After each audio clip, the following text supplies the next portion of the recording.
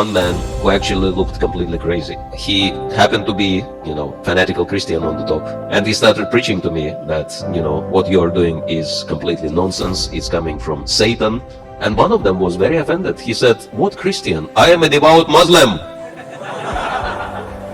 I was thinking, wow, this is interesting.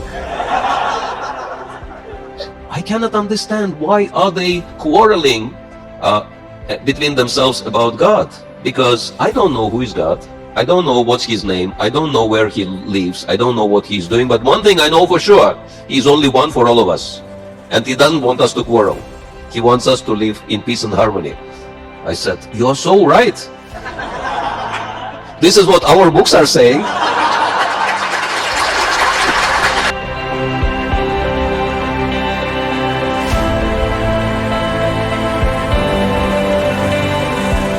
Very interesting experience on book distribution. Book distribution is very amazing service which gives you very deep insights into Krishna consciousness. So if anyone wants to advance at least 10 times quicker than you are right now, we recommend to try book distribution, because on the street with the books you will feel that you have to surrender to Krishna. There is no other option. It's totally out of your comfort zone, right? So, and I was distributing books in London.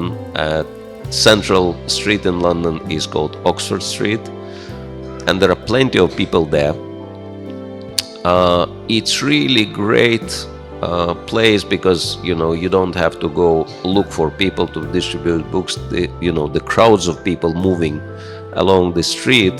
But the trouble is that it's very passionate place, and people nearly run, and it's really hard to catch their attention and offer them a book. Otherwise they have money and everything.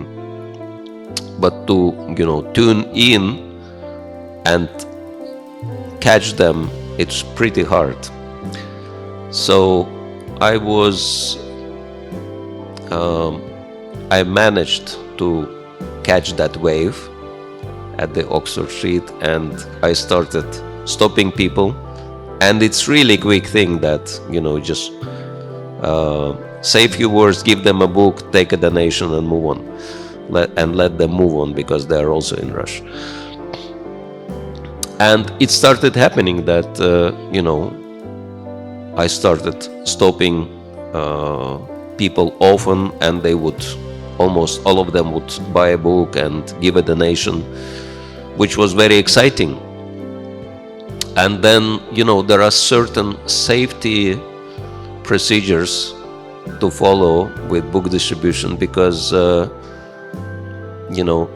you have to establish eye contact with the person, and then smile, and then say something. But you would also have to take little time to actually look at the face of the person and decide whether it's worth stopping that person or not.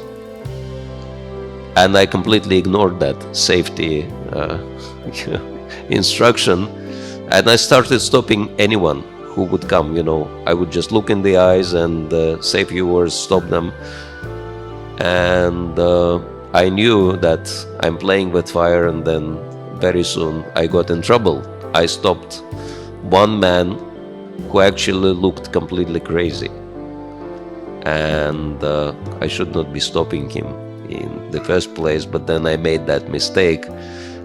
And he happened to be, fanatical Christian on the top, and he started preaching to me that, what you're doing is completely nonsense. It's coming from Satan, and you have to, give it up and accept Jesus. And I told him, "Brother, we love Jesus. I'm very happy to see you." But he would not, go. He would say, "No, you are lying to me. You're trying to get rid of me. And I will be here until you accept Jesus." And the proof of that will be that you will chuck these books, you will throw these books into a rubbish bin. then I will believe that you accepted Jesus. You have to, And I told him, I'm sorry, I'm selling these books. They cost money. I cannot just do that. But I will take your word seriously about Jesus. But he would not let me go. And I would try to ignore him, stop someone else. But he would interfere and tell that person whom I stopped, these books are from Satan, don't take them. And so the person would go away. And I tried to walk away from him, and he followed me. He was preaching to me, and he would not let me distribute books. And I was cursing myself. I was thinking, how could I make such a foolish mistake? How do I get rid of this guy finally? And I was praying, Krishna, please help me, take him away somehow, And I even stopped trying to stop people because I was just waiting for him to get tired and go away, because he would not let me distribute books. So I was just walking up and down the Oxford Street, and he followed me. And we were passing by one cafeteria, and there were a couple of men there cleaning windows, cleaning the glass. And this guy, he would always preach to me, behind my shoulder, tell me, Jesus, surrender to Jesus. Jesus is your savior, this and that. And probably it looked very funny, someone in saffron, and then, and that guy looked genuinely crazy, like bulging eyes and disheveled hair. And it probably looked very funny because these men, they stopped their cleaning job and they were gazing at us. What's happening? And I was looking at them, and I got so tired of this. I, even start seeing humor in the whole situation. I said, you looking at us so intently, you must also be Christians? You want to join him to preach to me? And one of them was very offended. He said, what Christian? I am a devout Muslim. I was thinking, wow, this is interesting. Interfaith dialogue right here. And I told him, if you are a devout Muslim, what do you think about his preaching? How do you evaluate it? And he said, he talks bunch of rubbish. I said, really? But, I couldn't talk to him. Maybe you could talk to him. And he said, surely I will. And he came to him, and I was so impressed. I never heard such a powerful preaching. I mean, this guy was a born preacher, because he was not just sharing his thoughts or opinions, he used statistics, and statistics are so powerful. And he said to this Christian brother, you are in complete illusion because you do not understand that your Christianity is totally outdated, and Islam is growing with such a high speed. Every second, 2 new Muslims appear on this planet. And in very few years, Islam will be the only faith. And before it's too late, you have to accept Islam. And this Christian tried to argue with him, but the guy was so powerful. After a very short time, this Christian ran away. But before this happened, his friend, the one who was helping him to clean the window, probably he never saw his colleague as a preacher before. His eyes were like Jagannath's eyes. He was looking at him and at me, and again at both of them, and he said, I cannot understand why are they quarreling between themselves about God, because I don't know who is God. I don't know what's his name. I don't know where he lives. I don't know what he's doing. But one thing I know for sure, he's only one for all of us.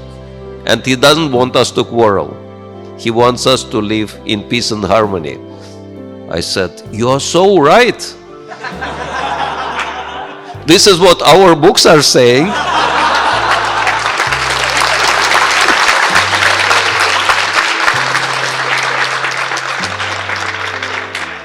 And on the top, our books are also saying who is God, where he lives, what he is doing, all the details. He said, really? I said, yeah. If you like to read, I'll give you a book. If you don't mind giving me some donation, take the book. He took the book, gave donation. These guys are quarreling. I walked away.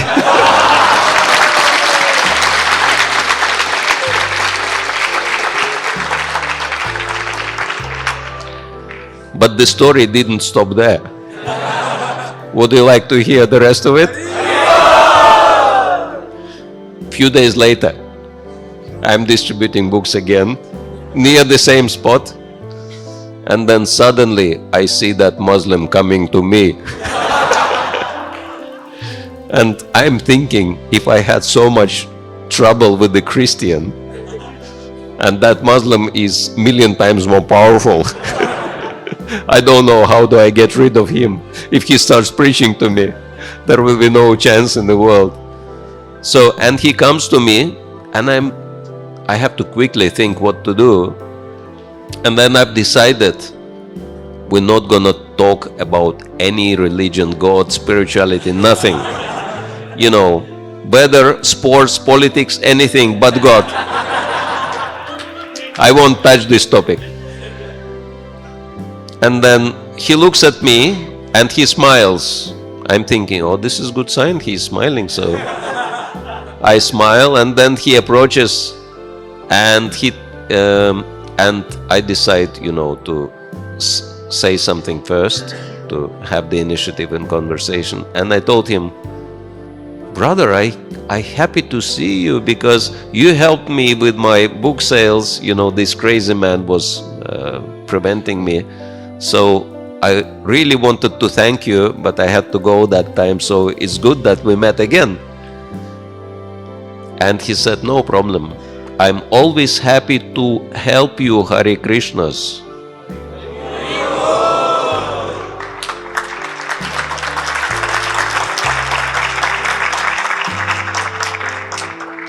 And that surprised me. I said, you know who we are?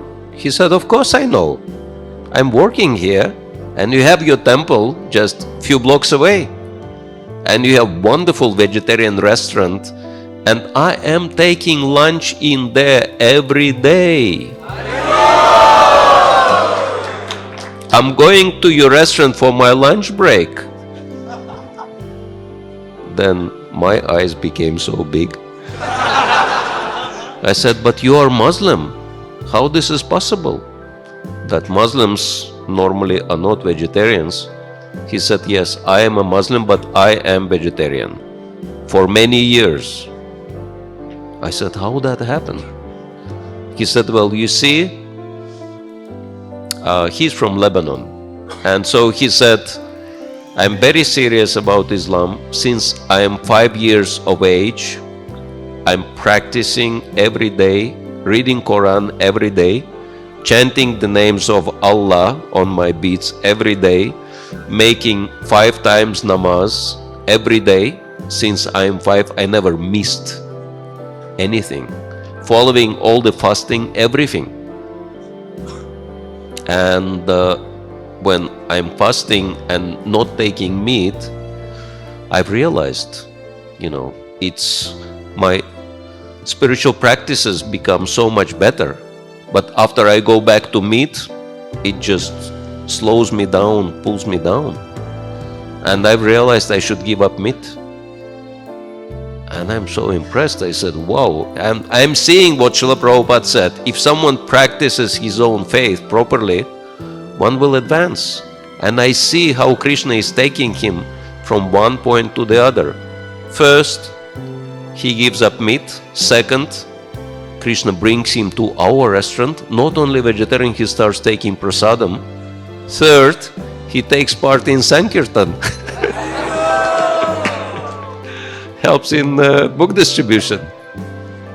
And I'm amazed. And I said, brother, I hardly meet such serious Muslims as you and such a wonderful people as you in my life, and I would like to, you have done help to me, so I wanted to reciprocate, but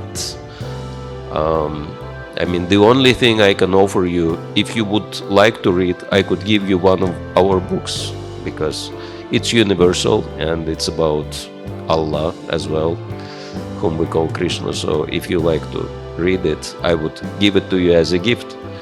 He said, yes, I would be interested.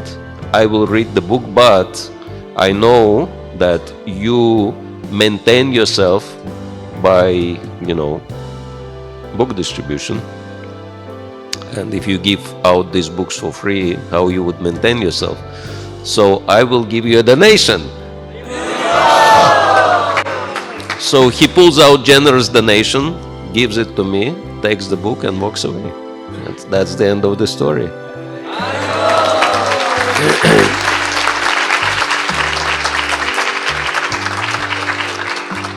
So, yeah, this is why Srila Prabhupada said, Krishna consciousness is not faith, it's spiritual science. And so if we encourage people to follow whatever they're already following properly, they will advance and they will come to Krishna.